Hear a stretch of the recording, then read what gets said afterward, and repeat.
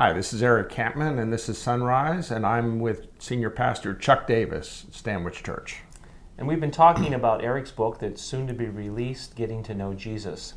Eric, there's a moment when the shift in the Jesus story really takes a new movement. It's when he enters back into Jerusalem, and at that moment it's kind of celebratory, but we know that it's knowing the whole story that there's some interesting things happening.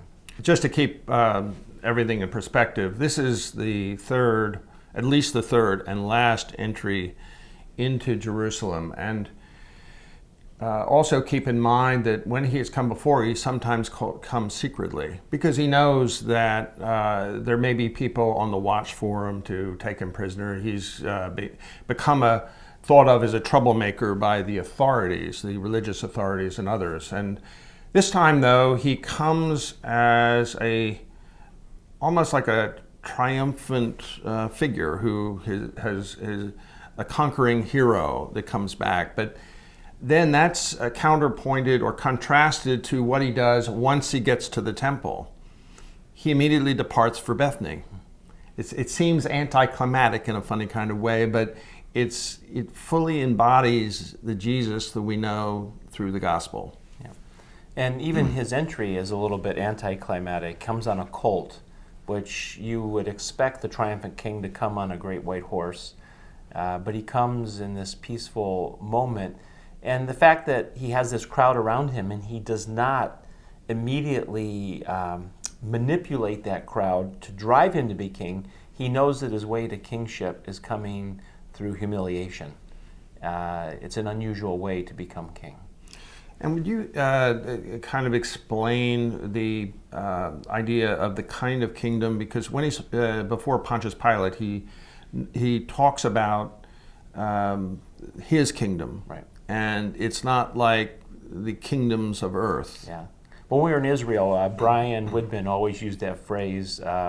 Would it be king by might or king by right? And king by might was Herod, who misused power and used the worldly systems to gain something and to control for himself. Jesus' kingdom comes with a different ethic. It's an upside-down kingdom. It's a kingdom of service. It's a kingdom of putting others before yourself. All of the principles, kingdom love, kingdom purity, they are different than any other kingdom that we see on earth. And so Jesus, it makes sense that he would turn this moment of exaltation in his great entry into a moment of simply disappearing once again. And it's also foreshadows what is going to happen on this journey to Jerusalem, his last, which is that he is not going to be treated like a king, but he's going to be treated like a criminal. Right. And even as he comes into Jerusalem, and on the sides of those hills are many lambs and sheep that are going to be slaughtered, he is the lamb who is to be slain once and for all to end the sin problem. Great. This is Eric Kampmann, and this is Sunrise.